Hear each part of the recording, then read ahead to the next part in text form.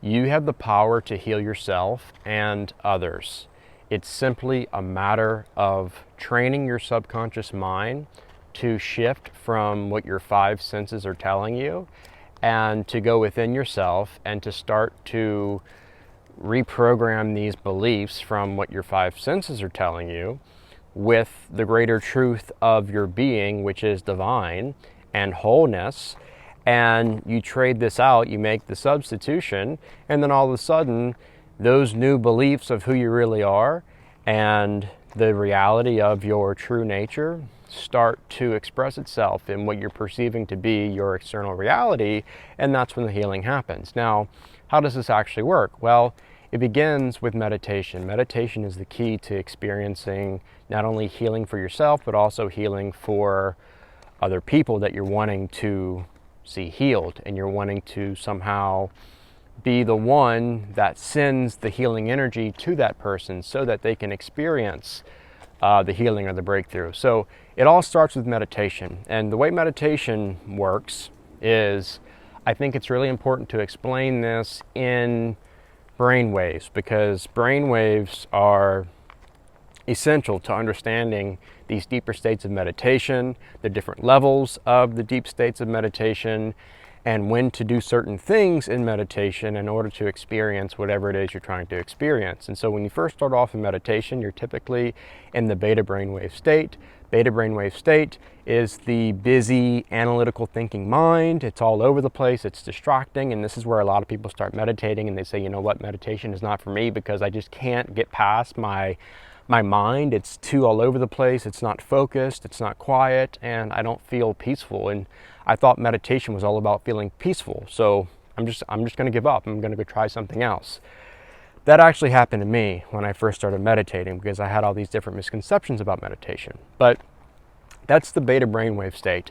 If you can find some kind of method or modality to move past the beta brainwave state, like the primary object technique, where you focus your mind on one thing, and then all the other things around the mind start to kind of fade away, and then that brings you into the deeper states of meditation. If you can apply something like that, that's wonderful. That has really helped me. Again, it's called the primary object technique. And then that will, like I said, bring you into alpha, which is the next brainwave state, which is this state of feeling really peaceful and calm. So now you're more relaxed and you literally feel a shift in your body, and you can notice that the mind is becoming quiet, the thoughts are becoming less and less, and you're just kind of chilled out. And then eventually, as you hang out there for a while, the what is it? I would call it spirit, I would call it the divine, brings you into these deeper states of meditation. So you're not the one that's actually like trying to get into alpha or theta or delta. No, the more you let go, the more you surrender, the more it brings you into this deep, serene, sacred stillness, which is the essence of your being. And so you go from alpha into the theta brainwave state, and when you get into theta, this is when everything changes. This is when you have the power to reprogram your subconscious mind, and your subconscious mind is everything, because your subconscious mind is literally taking your deepest beliefs about yourself, and it's expressing those beliefs in what you are perceiving to be your external reality. That's how it works. The outer is a reflection of the inner. And so when you're in theta, the door to the subconscious mind opens up, and you can actually go within your subconscious mind, and you can change these beliefs about whatever it is you've been experiencing, because what you've been experiencing is connected to these deep-seated beliefs.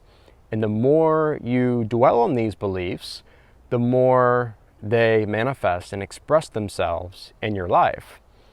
And sometimes, you know, what we're experiencing in our physical bodies or in our emotional well-being has something to do with things like inner work stuff. Like, we need to actually realize that there's these energy blockages within us that are preventing us from being full of energy, and they're preventing us from these high vibrational frequencies. And so that's why I said inner work is sometimes necessary for the release and for the healing to actually manifest. But anyway, when you're in your subconscious mind, and By the way, when you're in Theta, this is important to say, when you're in Theta, you start to see in images. It's very dreamy. You're like half asleep, half awake, as opposed to being in Beta, where you're in your analytical thinking mind and you have all these thoughts and it's very distracting and you're all over the place. Like, that's Theta.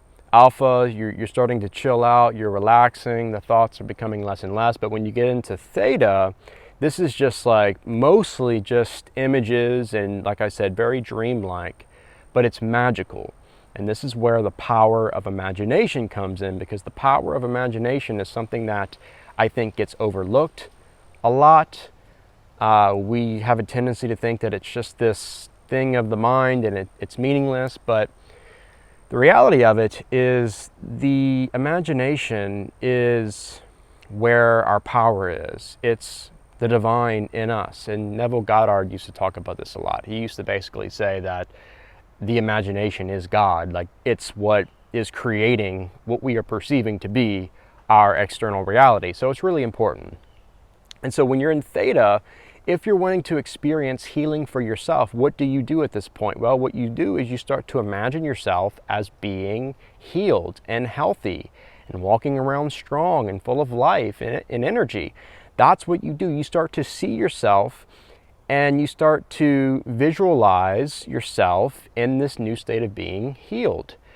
And that's the beginning of it, but it doesn't end with just imagination. Imagination is great, it's wonderful. Like I said, I think it doesn't get talked about enough, and I think there's a lot of misconceptions around it.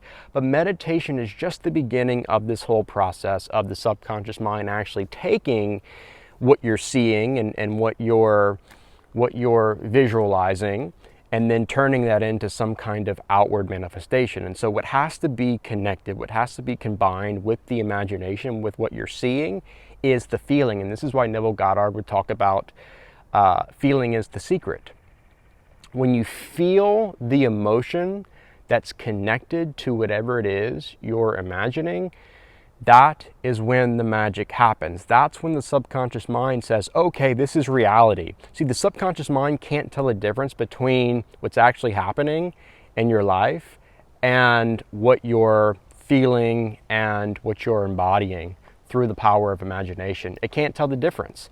And so when that becomes your inner state of being and you're really feeling the healing before it happens, or the gratitude for the healing before it happens. And if you think about it, like if you were to imagine yourself being healed, what emotions would you be feeling? Well, you would be full of gratitude and joy and love, right? So while you're seeing yourself as healed, while you're in deep Theta in meditation, you're connecting that with the feeling, but you're feeling it in the present moment as if it's already done, because this is Neville Goddard's teaching on the law of assumption. It's assuming that whatever it is you're wanting to experience, whatever it is you're praying for or trying to manifest, is already a present reality, because the reality of it is a present reality. You're just aligning with the frequency of that parallel reality, and that is how it is manifesting, or that is how it will manifest in your life. So that's really important. When you're in Theta, you're now feeling it as if it's already done. And I think a good way to do this is something that I've learned through experience of doing this, is when I get to Theta in meditation, I start to, before I even start to like imagine whatever it is I'm wanting to manifest, what I'll do is I'll think of a memory. I'll think of something that has literally happened in my life, and I'll just kind of meditate on the memory. And it can be a memory of anything, but the point of this is I'm training my subconscious mind to be focused on something that is already done. And I'm really feeling and analyzing what a memory is like, just the essence of a memory. Then I start to see and imagine myself in this new state of being, or whatever it is I'm wanting to manifest, and I see it as a memory. It becomes almost like identical to what I was just viewing as something that has already happened, and I can't tell the difference, because memories and sometimes whatever you're imagining, they kind of have the same essence to them. It's hard to explain, but that's what you do. And so I'm doing this for a few minutes. Now I'm seeing it. the reality I want to experience as something that is already done. I'm literally viewing it as a memory, and that's when the subconscious mind accepts it, and that's when the whole process of manifestation starts to occur. And then the healing starts to unfold in your life. As you maintain that state of being, of gratitude, you're feeling, what would it be like to feel grateful for the healing that hasn't happened yet?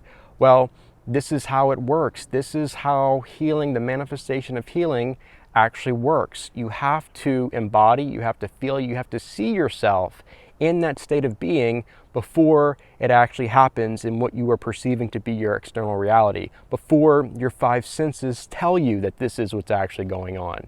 Okay, and so you do the same thing. You can do the same thing when it comes to wanting someone else in your life to experience healing. If you're trying to send healing energy towards someone, you're not praying to some kind of distant deity in the sky to heal the person. No, what you're doing in deep theta is you're visualizing that person healed and full of strength and energy and life. And you do the same process that you just did, that I explained for what you would do for yourself.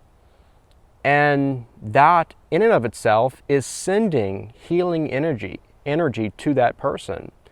And that will help that person experience the healing that they are wanting to experience. That's how you actually pray for those to experience healing. It's not a matter of, like I said, begging and asking some kind of God up in the heavens to grant your wish or to answer your prayer. No, that's not how it works at all. And Jesus didn't even teach us to pray like that. In Mark 11:24, Jesus said, hey, when you pray, believe that you have received it, and then it will be yours. So he literally taught us to pray in the same way that Neville Goddard taught us to pray or manifest. You have to believe it's already done. It's the law of assumption, as if you feel the emotions that are associated with that reality, with that belief or whatever it is you're imagining. And that's when it all begins to unfold. That's when it expresses itself in your life, and that is when you experience immense transformation and healing.